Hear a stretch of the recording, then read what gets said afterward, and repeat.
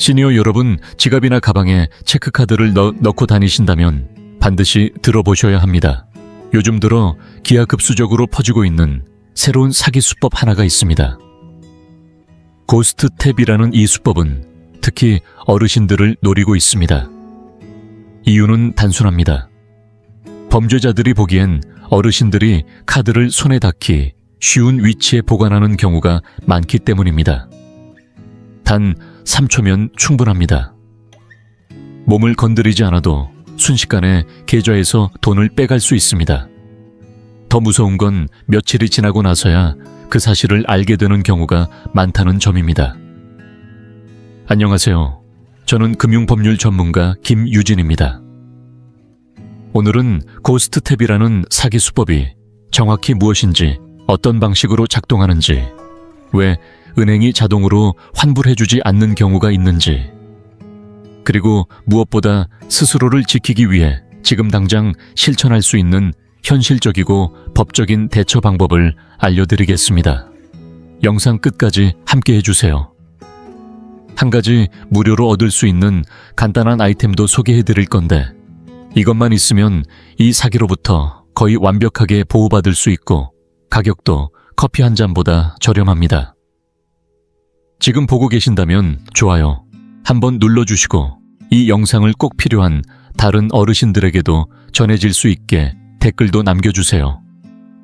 혹시 체크카드로 피해를 입으신 적이 있으신가요? 여러분의 이야기를 듣고 싶습니다. 일부 고스트 탭이라는 사기 수법 눈앞에서 벌어지는 침묵의 도둑질. 제가 법조계에서 일한 지난 수십 년 중 이토록 소름 끼치는 수법은 드물었습니다. 겉으론 일상 속 편리함을 가장하고 있지만 알고 보면 사람들의 지갑 속을 조용히 털어가는 새로운 사기, 바로 고스트 탭입니다. 문제는 이 기술이 우리가 이미 너무나 자연스럽게 믿고 사용하는 결제 방식이라는 점입니다. 예전에는 카드 사기라 하면 누군가가 지갑을 훔치거나 불법 복제기로 ATM에서 정보를 빼내거나 가짜 사이트로 유도해 개인정보를 입력하게 만드는 식이 대부분이었습니다. 하지만 고스트 탭은 다릅니다.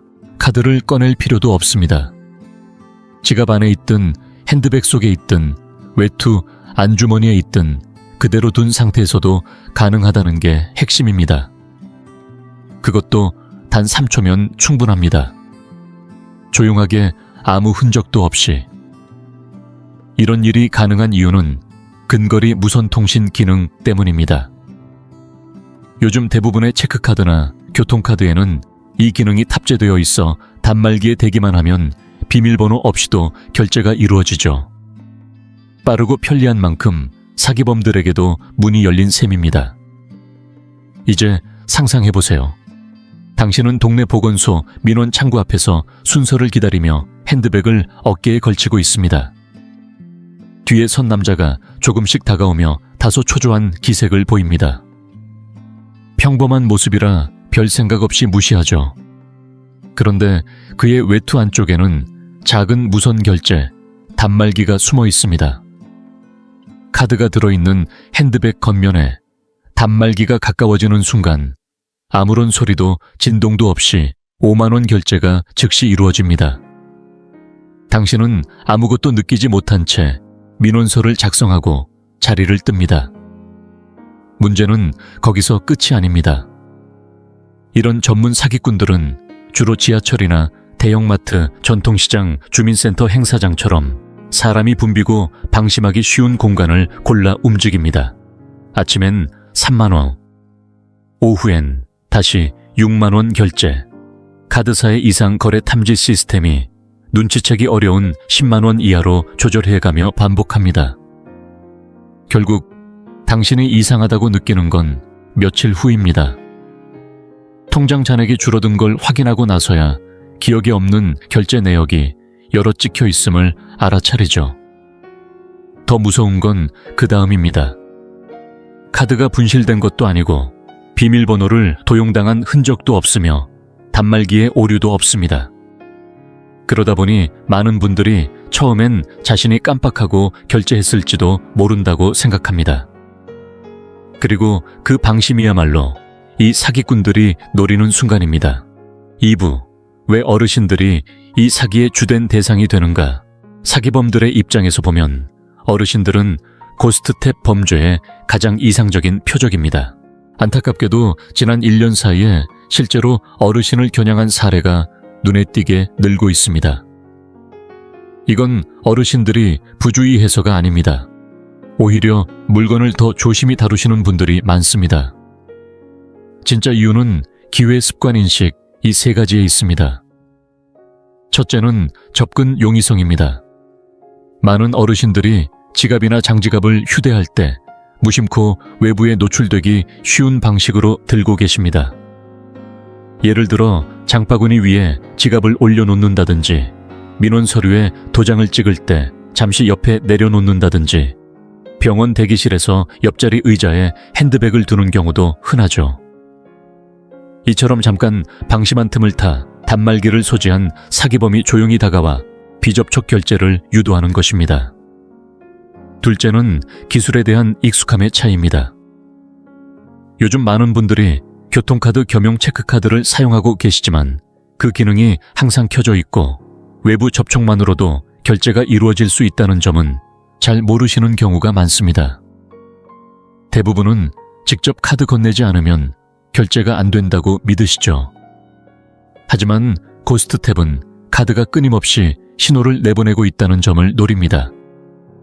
제가 실제로 다룬 사례 중엔 사기범들이 경로당 평일 오전 대형마트, 동네 복지관, 보건소 민원실처럼 어르신들이 자주 찾는 공간을 집중적으로 탐색한 경우가 많았습니다. 그들은 일반 시민처럼 행세하거나 심지어 가짜 명찰을 목에 걸고 공무원처럼 보이게 위장하기도 합니다.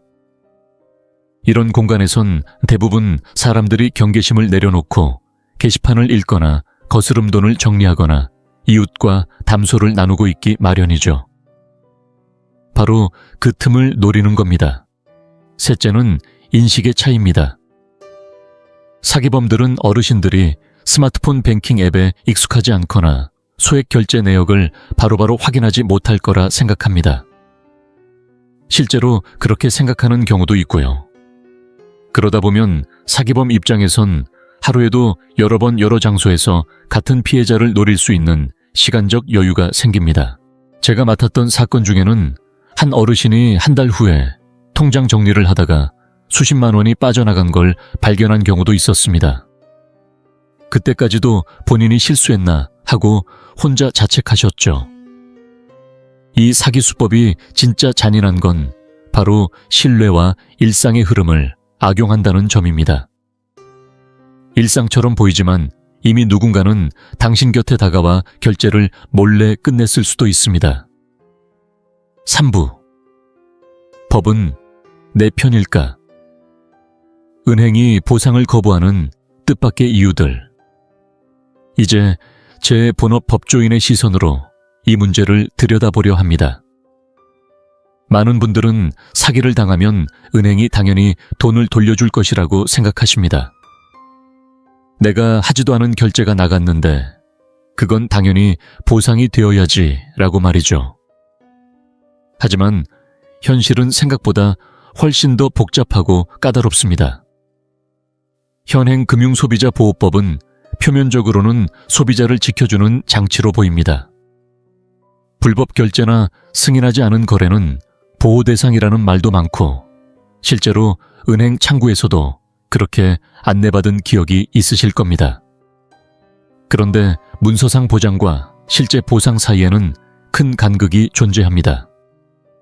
고스트탭의 핵심은 바로 여기에 있습니다. 이 사기는 카드가 실제로 도난당하지 않습니다. 외부 해킹도 아닙니다. 카드의 칩과 안테나가 본래 설계된 기능 그대로 작동하여 결제가 이루어지는 겁니다. 즉, 겉보기엔 아무 문제가 없었다는 것입니다. 은행의 입장에선 이렇습니다. 결제 요청이 들어왔고 고객님의 카드가 정상적으로 반응했습니다. 오류도 없었고 거절 신호도 없었으며 비밀번호 입력 없이도 작동하는 기능이 활성화된 상태였습니다. 그러므로 이는 정상 결제입니다. 이런 논리가 통할 때 피해자인 우리는 스스로 결제한 것처럼 간주되어 버립니다. 은행이 보상 의무를 지지 않으려는 순간 책임의 무게가 온전히 피해자에게 넘어가는 구조가 됩니다. 제가 직접 처리한 사례 중에는 은행 측이 가족이나 지인이 몰래 쓴 것이 아니냐며 묵시적 동의가 있었을 수 있다는 추측만으로 보상을 미뤘던 경우도 있습니다. 게다가 피해 입증 역시 간단하지 않습니다. 주변 CCTV 영상이 없거나 함께 있었던 지인이 기억을 못한다면 피해 사실 자체가 흐릿해지죠. 사기범들이 일부러 3만 원, 5만 원 많아야 9만 원 정도의 소액만 반복적으로 빼가는 이유가 바로 여기에 있습니다. 피해자가 인식하기도 어렵고 은행이 적극적으로 조사할 이유도 약해지니까요. 여기에 시간 문제까지 겹칩니다. 많은 은행은 피해 발생 후 24시간 또는 48시간 이내에 신고해야만 보상 절차가 적용된다. 고 못을 받고 있습니다. 그런데 대부분 어르신들은 한두 주 후 통장을 정리하다가 그제야 알아차리시죠. 그 순간엔 이미 보상 기준에서 벗어난 뒤입니다. 그 결과는 무엇일까요? 직접 은행에 전화하고 서류를 작성하고 상담사와 수차례 통화하고 때론 금융감독원에 민원을 접수해야 하는 상황으로 이어집니다. 이 모든 절차는 생각보다 더 복잡하고 정신적으로도 체력적으로도 매우 지칩니다. 특히 어르신들에겐 이 과정을 감당하는 것 자체가 더 큰 부담이 되기도 합니다. 바로 이 점을 사기범들은 너무도 잘 알고 있는 겁니다. 그래서 저는 단호히 말씀드립니다. 예방이 전부입니다. 한번 돈이 빠져나가고 나면 그 돈을 되찾는 일은 단순한 문제 그 이상입니다. 신경 쓰이고 분노가 치밀고 지쳐버리는 싸움이 시작됩니다. 그러니 가장 현명한 방법은 그 상황이 오기 전에 스스로를 지키는 것입니다. 4부, 지금 당장 실천할 수 있는 가장 쉬운 사기 예방법 이쯤 되면 많은 분들이 이런 생각을 하실 겁니다. 이렇게 은밀한 사기라면 막을 방법이 과연 있을까 있습니다. 그리고 놀랍게도 이 고스트탭은 가장 예방이 쉬운 사기 수법 중 하나입니다. 조건은 단 2가지입니다.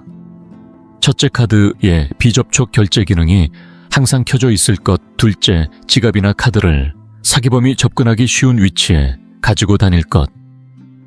이 둘 중 단 하나만 차단해도 당신은 사기범 입장에서 건드리기 어려운 대상이 됩니다.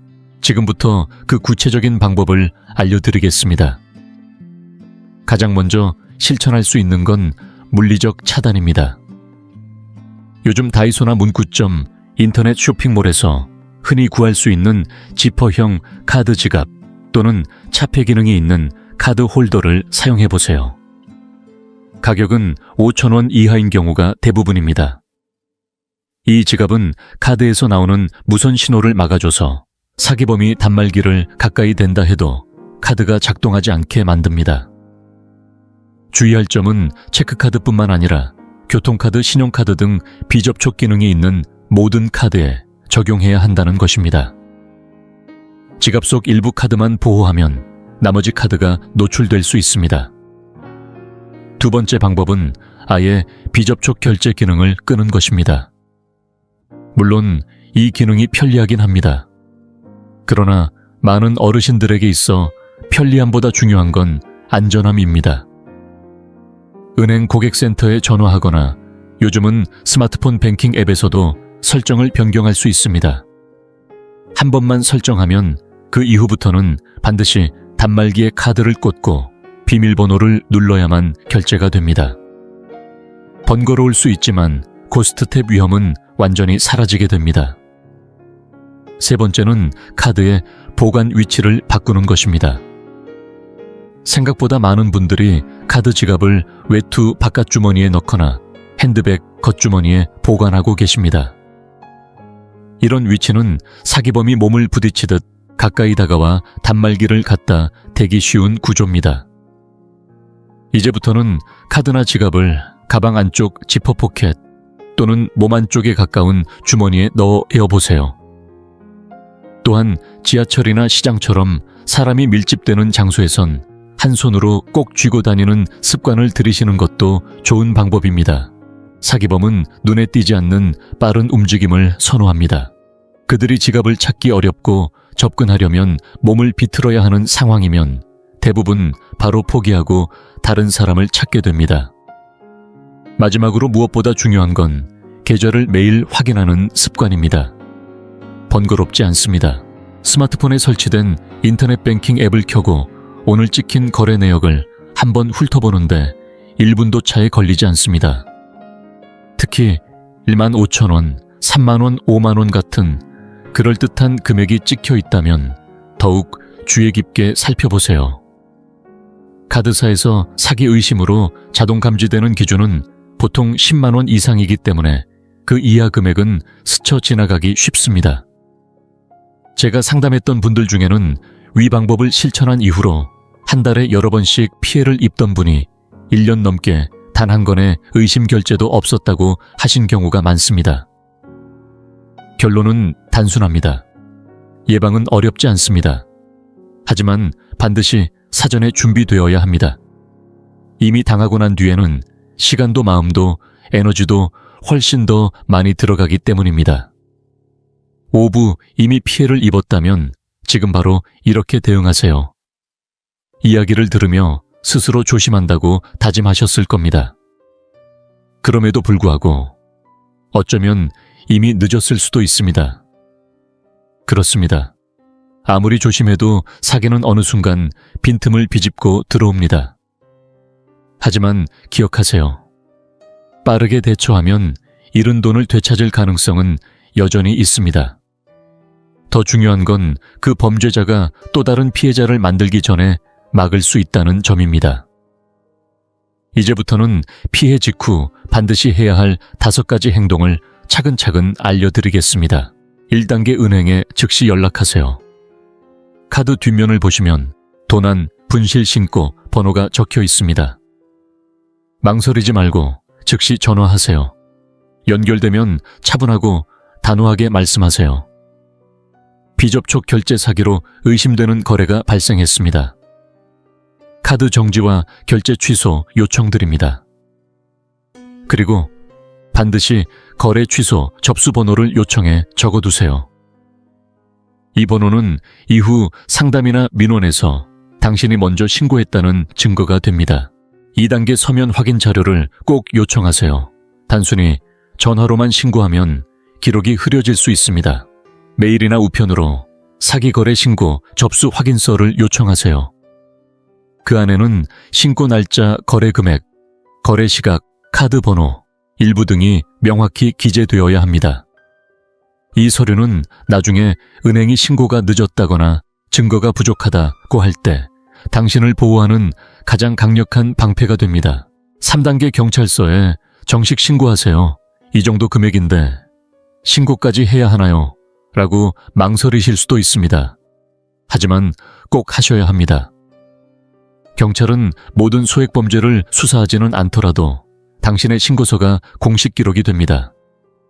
경찰서 민원실이나 인터넷 사이버 범죄 신고센터에서도 간단하게 접수할 수 있습니다. 신고서에는 다음을 빠짐없이 적으세요. 사건 발생 장소와 시간, 이상 거래를 처음 발견한 시점, 주변에 수상한 인물이 있었는지 여부, 이 신고 기록은 나중에 금융감독원 민원이나 손해배상 청구 시 매우 유용합니다. 4단계 모든 기록을 꼼꼼히 남기세요. 통장 거래 내역 캡처, 통화한 은행 직원 이름과 시간 메모, 받은 이메일 팩스 문자, 모두 저장. 이 과정이 번거롭게 느껴질 수 있습니다. 하지만 실제로 제가 상담한 사례에서 가장 빠르게 환불을 받은 분들은 한결같이 기록을 잘 남긴 분들이었습니다. 기억에 의존하지 마세요. 문서와 기록이 당신의 입장을 대신 말해줍니다. 5단계 은행이 거절해도 절대 포기하지 마세요. 간혹 은행이 보상 대상이 아니다 라고 단정해버리는 경우가 있습니다. 그럴 땐 조용히 물러서지 마시고 이렇게 말하세요. 그 결정 내용을 서면으로 보내주세요. 그 다음엔 금융감독원 소비자민원센터 1332에 정식으로 민원을 접수하세요. 이 기관은 은행 외부에서 독립적으로 사건을 검토하고 필요시 은행에 재조사나 재처리를 요구할 수 있는 법적 권한이 있습니다. 그리고 마지막으로 이번 경험이 헛되지 않도록 카드를 교체하고 비접촉 결제 기능을 끄고 차단 지갑을 준비하세요. 고스트탭은 당신이 방심할 순간을 노립니다. 하지만 한번 당하고 나면 당신은 그 누구보다 단단해집니다. 준비된 사람은 더 이상 쉬운 표적이 아닙니다. 이 영상이 유익하고 흥미로우셨다면 주저하지 마시고 좋아요를 눌러주시고 채널 100세 인생 이야기를 구독해주세요. 또한 이 영상이 필요할 것 같은 분들에게 공유해 주시면 큰 힘이 됩니다. 여러분의 응원 덕분에 100세 인생 이야기는 앞으로도 의미 있는 콘텐츠를 통해 노후의 삶에 실질적인 정보와 가치를 전해드릴 수 있습니다. 함께해 주셔서 진심으로 감사합니다. 다음 영상에서 다시 뵐 수 있기를 기대하겠습니다. 예순을 넘기고 나면 과연 누구가 끝까지 내 곁에 남아줄까 하는 생각이 들기 시작합니다. 젊었을 때는 답이 명확해 보입니다. 가족 오랜 친구들, 수십 년을 함께한 사람들이라 생각하죠. 하지만 나이가 들수록 현실은 조금씩 달라집니다. 삶의 방향이 바뀌고 사람들은 바빠지며 우선순위는 자연스럽게 이동합니다. 그리고 어느 순간 그토록 믿고 의지하던 관계들이 예전만큼 든든하지 않을 수 있다는 사실을 깨닫게 됩니다. 이번 영상에서는 나이가 들수록 가족보다 더 믿을 수 있는 6가지 삶의 기둥을 소개하려고 합니다. 이 이야기는 사람을 밀어내자는 것이 아닙니다. 진정한 안정감이 어디서 비롯되는지를 이해하고 인생의 위기 앞에서도 결코 무너지지 않도록 준비하는 것입니다. 이 6가지 기둥을 바탕으로 기반을 다져나가면 어떤 상황에서도 흔들림 없이 나를 지켜낼 수 있는 안정과 자립을 갖추게 됩니다. 영상을 끝까지 함께 해주세요. 이 6가지는 여러분이 지원이라는 개념을 바라보는 시선을 완전히 바꿔줄지도 모릅니다. 그리고 마지막까지 다 보신다면 더 이상 혼자라는 느낌도 대비되지 않은 불안함도 남지 않게 될 것입니다. 자, 이제 시작합니다. 그리고 본격적으로 시작하기 전에 당신에 대해 조금 더 알고 싶습니다. 지금 이 영상을 보고 계신 당신은 몇 살이신가요? 그리고 어느 지역에서 시청 중이신가요? 댓글로 남겨주세요. 당신의 이야기를 읽는 것은 저에게 큰 기쁨이 될 것입니다. 당신이 나누어 주시는 삶의 경험 하나하나가 우리의 이 공간을 더욱 따뜻하고 가까운 곳으로 만들어줄 거라고 믿습니다. 그럼 이제 함께 시작해 볼까요? 하나, 재정적 안정, 평생 가장 든든한 버팀목. 물질적인 안정이란 우리가 살아가는 동안 가장 현실적이고도 확실한 버팀목이 되어주는 존재입니다.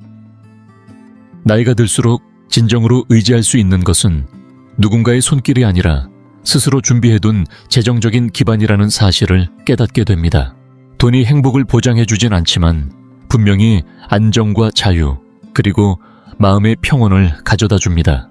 예순을 넘기면서 많은 이들은 가족에게 경제적인 도움을 받는 것이 하나의 대안이라고 여기지만 실제로는 위험한 선택일 수 있습니다.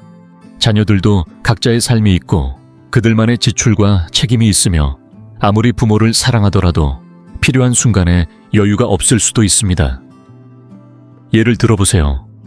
72살의 김용호 씨는 평생 자녀들을 위해 헌신해 왔습니다. 대학 등록금을 지원해주고 급할 때는 돈을 빌려주기도 했으며 언제든 연락하면 달려가 도와주곤 했습니다. 그는 나중에 자신이 어려워지면 당연히 자녀들이 도와줄 것이라 믿었습니다. 그러나 어느 날 갑작스러운 병원비로 인해 모아둔 돈이 바닥나자 자녀들에게 도움을 요청했고 그제서야 알게 됐습니다. 자녀들 역시 주택대출, 생계비 자녀 양육 등으로 여유가 없었던 것입니다. 그것은 그들이 부모를 외면해서가 아니라 삶이란 것이 늘 예측대로 흘러가지 않기 때문입니다. 그래서 재정적인 안정은 나이가 들수록 더욱 중요해집니다. 부자가 되라는 말이 아닙니다. 위기의 순간에도 휘청이지 않도록 미리 준비된 사람이 되자는 이야기입니다. 비상시를 대비한 계획, 꾸준한 수입원, 그리고 자신의 돈을 스스로 관리할 수 있는 능력, 이 세 가지가 뒷받침되어야만 타인의 도움 없이도 존엄을 지키며 살아갈 수 있습니다. 지금 당신이 예순을 넘었다면 스스로에게 물어보아야 할 질문들이 있습니다. 갑작스러운 의료비나 사고에 대비해 충분한 저축이 마련되어 있는가? 은퇴 이후의 소득은 안정적인가? 경제적 위험 요소들을 미리 줄여놓았는가? 만약 이 질문에 자신 있게 그렇다고 답할 수 없다면 지금이 바로 행동을 시작할 때입니다. 현명하게 예산을 세우고 불필요한 빚을 피하며 장기적으로 안정성을 가져다 줄 수 있는 자산에 투자하는 법을 배워야 합니다.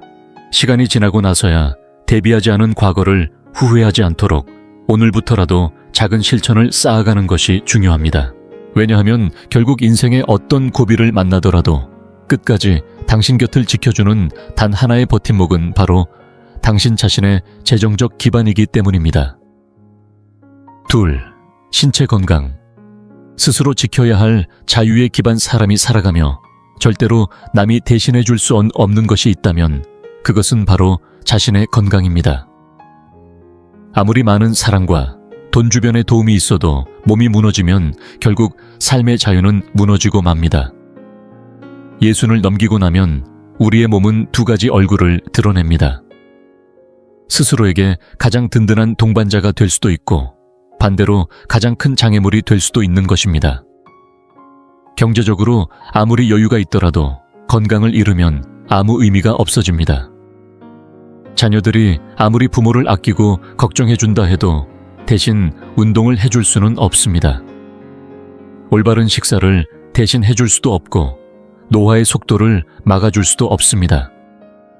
건강은 결국 내 몫이고 내가 책임져야 할 유일한 영역입니다. 많은 사람들이 그때가 되면 누군가가 돌봐주겠지 라고 생각하며 건강 관리를 뒤로 미루지만 현실은 그렇게 녹록지 않습니다. 가족이 아무리 사랑하더라도 그들도 각자의 삶과 일상이 있기 때문에 언제나 곁에서 간병인이 되어줄 수는 없는 법입니다. 결국 타인에게 건강을 맡기는 삶은 무력감 속에서 흔들리기 쉽습니다. 그래서 지금 이 순간 건강을 삶의 가장 중요한 투자처로 여겨야 합니다. 은퇴 후 여유로워진 시간을 어떻게 쓰느냐에 따라 남은 인생의 질이 결정되기도 합니다. 예를 들어 68세의 박성우 씨는 젊은 시절 늘 활기차고 활동적인 사람이었습니다. 하지만 은퇴 후 조금 쉬었다, 다시 시작하지 뭐라는 생각에 몸 관리를 등한시하기 시작했습니다. 어느 순간부터 조금씩 체력이 떨어졌고 움직임이 둔해지면서 사소한 일상조차 버겁게 느껴졌습니다. 자녀들이 틈틈이 찾아오긴 했지만 매일 옆에서 도와줄 수는 없었습니다. 그러다 어느 날 그는 자신이 다시 삶을 주도하려면 지금 당장 건강을 되찾아야 한다는 사실을 깨달았습니다. 내년도 아니고 다음 달도 아닌 바로 지금이었습니다.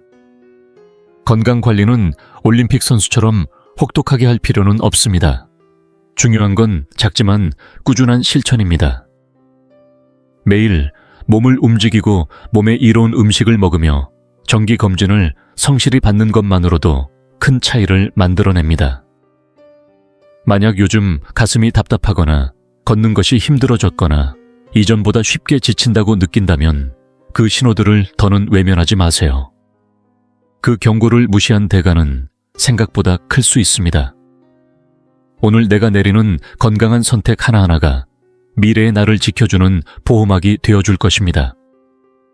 결국 당신에게 가장 믿을 수 있는 지원군은 자녀도 형제도 친구도 아닙니다. 가장 강력한 지원은 바로 스스로를 지키고 움직일 수 있는 건강한 몸입니다.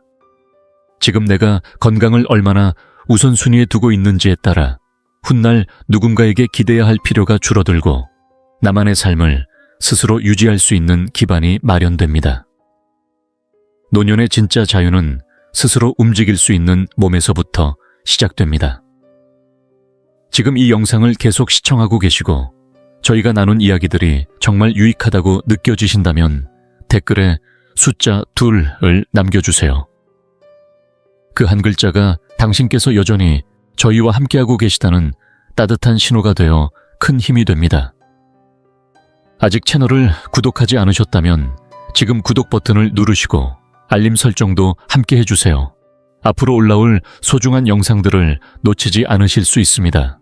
당신의 응원은 저희에게 큰 힘이 됩니다. 당신 덕분에 저희는 정보를 전하고 마음을 나누며 조금이나마 희망의 빛을 전할 수 있는 영상을 계속 만들 수 있습니다. 앞으로도 저희와 함께 걸어가 주세요. 감사합니다. 셋. 사회적 관계. 외로움을 막아주는 보이지 않는 방패. 나이가 들수록 많은 이들이 실수하는 것 중 하나는 자신도 모르는 사이에 점점 사람들과의 연결을 줄여간다는 점입니다. 처음엔 자연스럽게 찾아오는 변화일 수 있습니다. 가까웠던 친구들이 멀리 이사가거나 사랑하는 이들이 하나둘 세상을 떠나고 어느 순간 주변을 둘러보면 말동무조차 드물어진 자신을 발견하게 됩니다. 이렇게 점점 줄어든 사회적 관계망은 우리 삶에서 감정적인 빈틈을 남기고 그 빈틈은 생각보다 더 큰 영향을 끼치게 됩니다. 특히 60 이후의 외로움은 단순한 감정의 문제가 아닙니다. 신체 건강에도 인지 능력에도 심지어 기대 수명에도 깊이 작용합니다. 많은 사람들이 그래도 가족은 옆에 있어주겠지 라고 믿지만 현실은 조금 다릅니다. 자녀들은 각자의 삶을 살아갑니다. 직장이 있고 배우자가 있고 자녀가 있는 그들에겐 시간이 부족합니다. 아무리 부모를 아끼고 사랑하더라도 당신의 외로움을 채워줄 유일한 존재가 되어줄 순 없습니다. 그래서 노년의 삶을 든든히 받쳐주는 기둥 중 하나는 바로 사회적 관계망입니다. 당신의 안부를 물어주고 함께 웃음을 나누고 삶의 활기를 불어넣는 사람들. 이들과의 관계는 단순한 사치가 아니라 생존과 직결된 필수 조건입니다. 예를 들어보겠습니다. 일흔셋의 이정숙 씨는 오랫동안 자녀들과의 관계에만 의지해왔습니다. 두 아들이 있었고 그들 모두 어머니를 진심으로 사랑했지만 시간이 지나며 현실은 달라졌습니다. 직장류가 일상 속 바쁜 일정으로 인해 예전처럼 자주 찾아오거나 긴 대화를 나누긴 어려워졌습니다. 여전히 전화는 오지만 점점 횟수가 줄어들고 주말마다 함께하던 식사 자리도 잊힌 채 시간이 흘렀습니다. 이정숙 씨는 어느 날 깨달았습니다. 전화를 기다리는 삶이 아닌 스스로 관계를 만들고 움직여야 한다는 사실을요. 그녀는 용기를 내어 오래된 친구에게 연락했고 동네 노인복지관의 모임에도 참여하기 시작했으며 그동안 미뤄왔던 서예를 배우며 새로운 사람들을 만나기 시작했습니다. 그렇게 그녀의 삶에는 다시 말소리와 웃음 소속감이 찾아왔고 더 이상 자녀의 전화 한 통에 의존하지 않아도 마음이 외롭지 않았습니다. 이처럼 친구 관계 지역 모임 또는 일상 속에서 마주치는 사람들과의 가벼운 인사까지 모두가 감정적 안정감을 만들어주는 소중한 연결입니다. 동네 마트 직원과의 짧은 안부 인사, 매주 찾는 도서관에서의 책 이야기, 노래교실에서의 웃음 한 자락. 이 모든 것이 나는 누군가와 연결되어 있다는 감각을 만들어줍니다. 지금 당신 곁에 있는 사람들 중 진심으로 웃음을 주고 마음을 환기시켜주는 사람이 누군지 한번 떠올려 보세요. 만약 뚜렷하게 떠오르지 않는다면 지금이 관계의 폭을 넓혀야 할 시점일지도 모릅니다. 왜냐하면 결국 나이 들어 가장 단단한 사회적 안전망은 단순한 동행자가 아닌 삶의 가치를 일깨워주는 사람들로부터 만들어지기 때문입니다. 인생의 모든 시기를 더욱 풍요롭게 만드는 건 함께 웃고 대화 나눌 수 있는 그 한 사람, 그리고 그 사람과의 소중한 연결입니다. 넷, 삶의 목적. 내면에서 타오르는 불꽃 노년기에 접어들면서 많은 이들이 간과하는 중요한 버팀목 중 하나는 다른 사람이 아닌 자신만의 삶의 목적입니다. 예순을 넘어서면 인생의 속도가 서서히 느려지고 오랫동안 삶의 의미를 부여해왔던 역할들이 하나씩 옅어지기 시작합니다. 부모로서의 역할, 직장인으로서의 정체성, 누군가를 돌보는 책임감, 그 무게들이 점차 가벼워지는 대신 공허함이 자리를 채우곤 합니다. 자녀들은 자립하고 더 이상 나를 필요로 하지 않는 듯한 시간들이 흘러갑니다.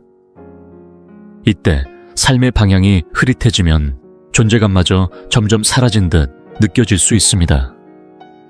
가족이 아무리 사랑해주고 곁에 있어준다 해도 나에게 삶의 목적을 대신 채워줄 수는 없습니다. 나는 왜 오늘 아침 눈을 떴는가? 라는 질문에 스스로 답할 수 있어야 합니다. 그 이유는 누군가가 정해주는 것이 아니라 내가 스스로 만들어가는 것입니다.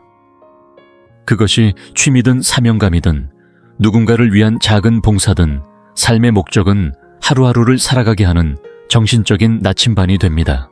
단순히 하루를 버티는 것이 아니라 세상과 연결되고 있는 감각을 지켜주는 핵심 동력입니다. 70살의 정인호 씨는 40년 넘게 기술직 엔지니어로 일한 후 은퇴했습니다. 처음엔 여유로운 삶이 반가웠고 늦잠을 자고 책을 읽으며 여유로운 일상을 즐겼지만 몇 달이 지나자 마음속에 채워지지 않는 허전함이 자리 잡기 시작했습니다. 시간은 있었지만 의미는 없었습니다. 간혹 자녀들이 들러 안부를 묻고 갔지만 정씨는 점점 스스로의 자리가 희미해지는 기분을 느꼈습니다. 그러던 어느 날 그는 스스로 결심했습니다. 다시 무언가에 속한 삶을 살아보자고요.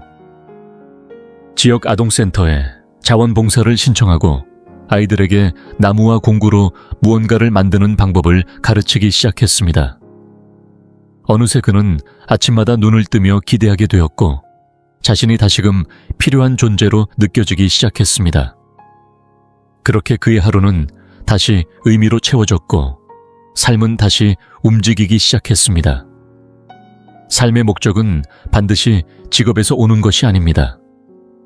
새로운 것을 배우는 즐거움, 후배나 이웃에게 조언해주는 기쁨, 작은 화분을 키우며 느끼는 생명의 흐름 그림을 그리고 여행을 계획하고 자기 자신에게 과제를 주는 행위까지 이 모든 것이 마음을 생기 있게 유지해주는 중요한 요소입니다. 혹시 요즘 들어 이제 내 인생의 전성기는 지났구나 라고 느낀 적이 있다면 지금 그 생각을 바꾸어야 할 때입니다. 삶의 목적은 나이가 들수록 사라지는 것이 아니라 형태를 바꾸며 성장해가는 것입니다. 하루하루를 의미 있게 채워나가는 데 집중할수록 타인에게서 행복을 구걸하지 않아도 스스로 충만함을 느낄 수 있게 됩니다. 결국 당신을 앞으로 나아가게 하는 가장 강력한 힘은 누군가의 손이 아니라 당신 내면 깊은 곳에서 꺼지지 않는 열정의 불꽃이라는 사실을 잊지 마세요. 5. 감정 회복 탄력성. 삶의 바람에도 흔들리지 않는 내면의 뿌리. 나이가 들었다고 해서 인생의 시험이 끝나는 것은 아닙니다. 오히려 예순을 넘어서면 삶은 또 다른 방식으로 우리를 시험합니다. 친구와의 인연이 자연스럽게 줄어들고 오래 함께했던 이들이 세상을 떠나며 건강 또한 예전 같지 않다는 현실을 마주하게 됩니다. 익숙하던 삶의 풍경이 하나둘씩 사라질 때 때로는 세상이 더 외롭게 느껴질 수 있습니다. 하지만 이럴 때일수록 진정한 힘은 타인에게서가 아니라 자신의 내면에서 나옵니다. 감정을 다스리고 상실과 변화 속에서도 평온을 찾아가는 능력. 바로 이 감정 회복 탄력성이 우리가 계속 앞으로 나아가게 하는 핵심입니다. 많은 사람들이 힘들고 지칠 때 가족에게 위로를 기대합니다. 자녀들이나 형제자매 가까운 친척들이 나의 슬픔을 달래주길 바라지요. 그러나 현실은 각자 살아내느라 바쁘다는 것입니다. 아무리 사랑하는 사이라도 누군가의 감정적 지지를 지속적으로 책임질 수는 없습니다. 그래서 더욱 중요한 것이 바로 스스로의 마음을 다독이고 회복하는 힘을 키우는 일입니다. 이는 외로움을 견디기 위한 방어가 아니라 나 자신을 돌보고 지켜내는 가장 단단한 기반입니다. 이를 보여주는 사람이 있습니다. 바로 75살의 윤정희 씨입니다. 그녀는 40년을 함께한 남편을 먼저 떠나보낸 후 깊은 상실감에 빠졌습니다. 처음엔 자녀들에게 기대며 마음을 추스르려 했지만 시간이 지나며 알게 되었습니다. 아이들도 각자의 삶이 있고 모두가 그녀의 빈자리를 대신 채워줄 수는 없다는 것을요. 그녀는 결심했습니다. 슬픔에 잠긴 채로 시간을 흘려보내는 대신 자기 자신을 다시 일으켜 세우기로요. 지역에서 운영하는 유족 모임에 참석하며 같은 상실을 겪은 사람들과 마음을 나누었고 매일 아침 감정을 글로 정리하며 감사를 기록했습니다. 그렇게 시간이 흐르자 윤정희 씨는 깨달았습니다. 자신의 슬픔을 치유하는 힘은 결국 자신의 마음속에서 나온다는 것을요. 누구도 대신해 줄 수 없지만 스스로는 자신을 회복시킬 수 있다는 것을요. 감정 회복 탄력성은 감정을 억누르거나 강한 척하는 것이 아닙니다. 아픔을 인정하고 그 감정을 건강하게 처리하며 고통을 품고도 앞으로 나아갈 수 있는 방법을 익히는 과정입니다. 때론 글쓰기일 수 있고 명상이나 상담 또는 혼자만의 성찰일 수도 있습니다. 중요한 것은 이런 감정의 배출구를 통해 내 안에서 평화를 찾아나가는 것입니다. 누군가에게 기대지 않고도 스스로를 위로할 수 있는 힘을 기르는 것, 그것이야말로 어떤 상황에서도 나를 지켜줄 수 있는 가장 강력한 방어막입니다. 인생은 늘 예기치 못한 바람을 불어오지만 그 속에서도 스스로 중심을 잡고 설 수 있는 사람은 쉽게 무너지지 않습니다. 감정 회복 탄력성을 꾸준히 길러나간다면 더 이상 타인의 말 한마디에 의지하지 않아도 괜찮을 것입니다. 왜냐하면 결국 기쁨이든 슬픔이든 인생의 모든 순간을 끝까지 함께 견뎌내는 사람은 타인이 아닌 바로 당신 자신이기 때문입니다. 6. 변화에 대한 적응력. 멈추지 않고 흐르는 삶에 맞춰 유연해지는 법. 예순을 넘긴 삶에서 한 가지 분명한 진실이 있다면 그것은 아무것도 예전 그대로 머무르지 않는다는 사실입니다. 사람은 변하고 상황은 바뀌며 한때 당연하게 여겼던 것들도 어느 순간 낯설고 불확실해집니다. 나이를 먹는다는 것은 과거를 지키는 일이 아니라 계속해서 변화해가는 세상에 자신을 맞춰 나가는 과정입니다. 노년기에 접어들며 가장 크게 어려움을 겪는 사람들의 공통점은 하나입니다. 바로 변화를 거부하고 과거에 머무르려 한다는 점입니다. 익숙했던 방식, 익숙했던 관계, 익숙했던 환경에 매달리며 현재를 있는 그대로 받아들이지 못합니다. 그러나 진정으로 삶을 즐기고 의미를 찾는 사람들은 이미 지나간 것에 집착하지 않고 지금 이 순간을 받아들이며 다가오는 변화에 마음을 열 줄 아는 사람들입니다. 많은 이들이 이 나이에 무슨 새로운 걸 하겠어 라고 생각하지만 그러한 사고방식이야말로 인생의 가능성을 막는 가장 큰 장애물이 됩니다. 변화에 적응한다는 것은 단순히 받아들이는 것이 아닙니다. 변화의 흐름 속에서 내게 맞는 방식으로 능동적으로 성장하려는 태도입니다. 이런 태도를 잘 보여주는 사례가 있습니다. 바로 78살의 이준호 씨입니다. 그는 평생 친구들과 직접 만나 이야기를 나누며 관계를 유지해왔습니다. 하지만 시간이 지나며 가까운 친구들이 하나둘 이사를 가거나 세상을 떠나면서 그는 점점 외로움을 느끼기 시작했습니다. 처음에는 노인이라면 다 이렇게 사는 거지 라며 받아들이려 했지만 어느 날 문득 생각이 들었습니다. 꼭 이렇게 살아야 하나?